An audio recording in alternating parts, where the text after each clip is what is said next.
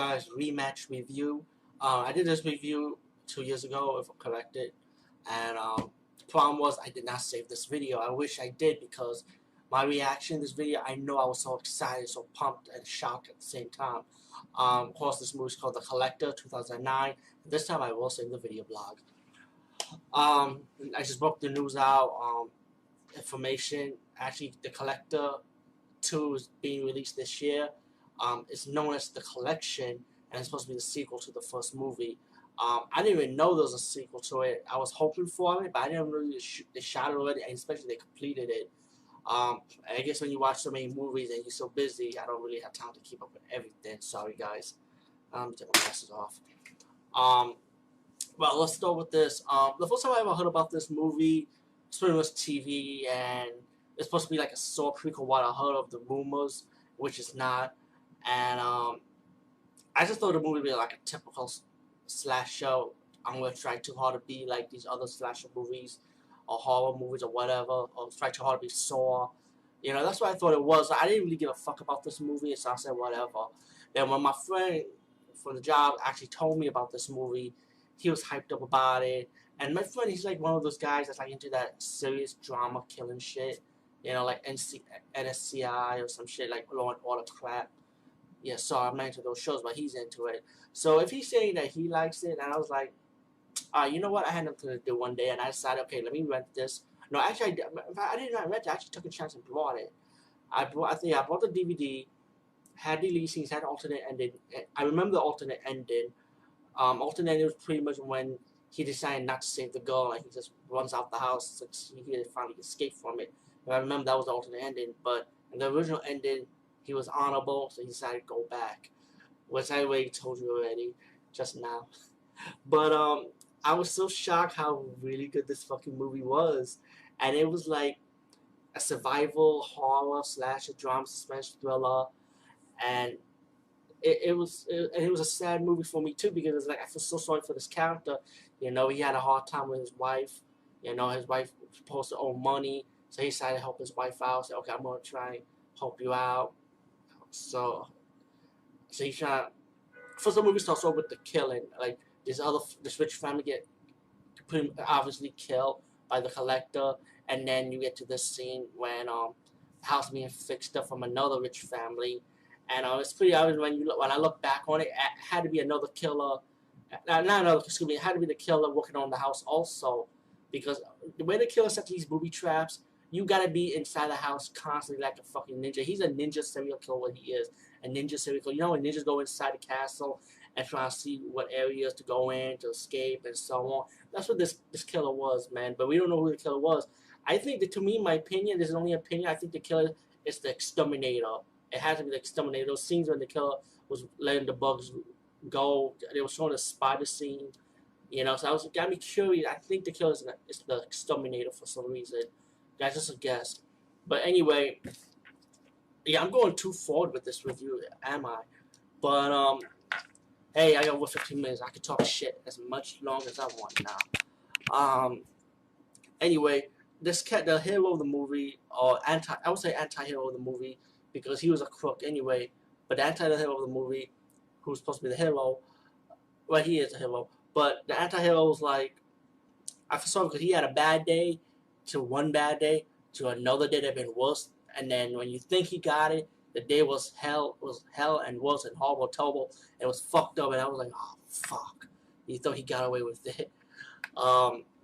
Anyway, like I was mentioning about the wife, she owns money to this loan shark. So he tells us why he will talk to this guy, and he mentioned the guy he could get him this jewel in this house that he knows of, and the guy so the loan shark decided, okay, I'm gonna give you a chance, and pretty much if he fails, pretty much he's gonna take his wife and kids. What it sounds like, you know. So anyway, that the husband for the wife and kid, you know, the hero.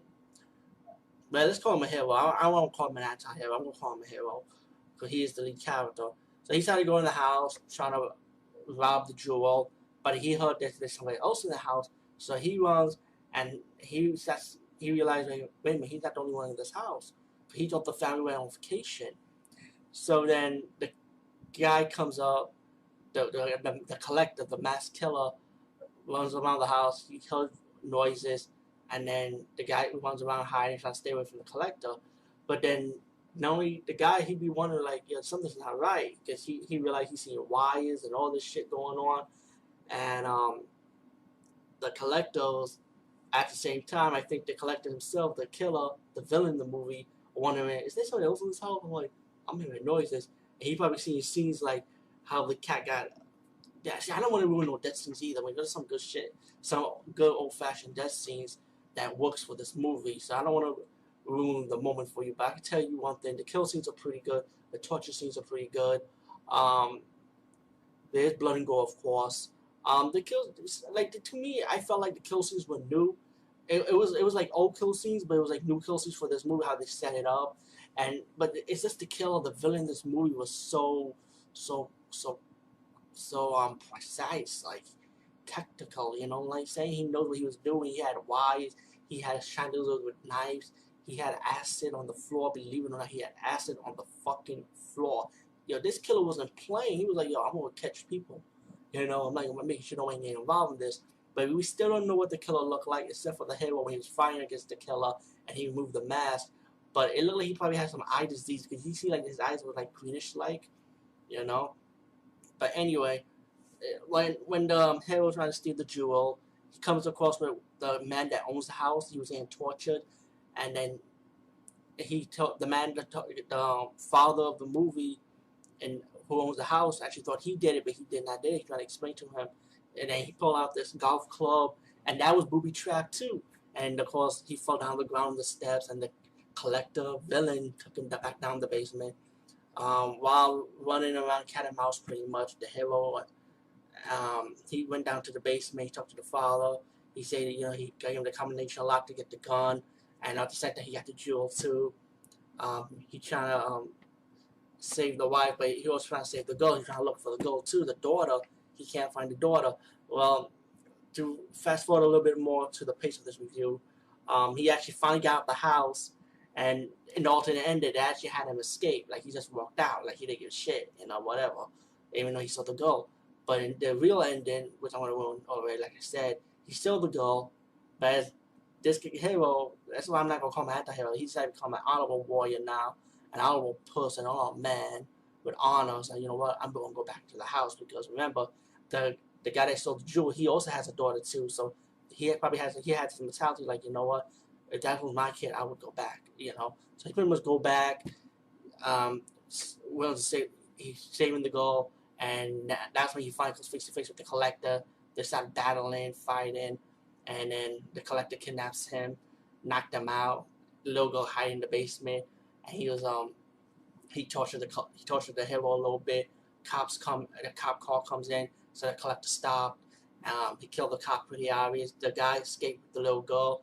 They on the run, and and while when you think everything is so peachy and stuff, you thought he was about to escape. The girl survived, by the way, but the guy, the hero, it was before 12 o'clock. You think everything was cool.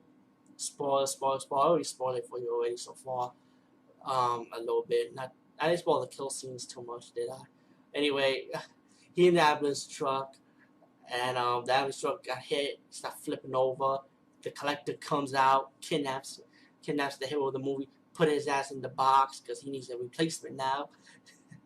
And he captures the guy pretty much. And when the credits roll up, you see the collector looking at a film of the house and the red box where the hero is inside the red box. He said, "I'm gonna kill you. I'm gonna fucking kill you," and it just ended. You know. And by the way, like I said, news broke out. The collection, aka to me, the collector part 2. The hero will be back in this movie, and we'll see what happens. You know what? If will the collector be caught? What happens to the guy's wife and kids? Also, don't forget about them too. So I like to know what's going on with this movie after the first one. So anyway, that's my review of the collector. And peace, guys, and see you.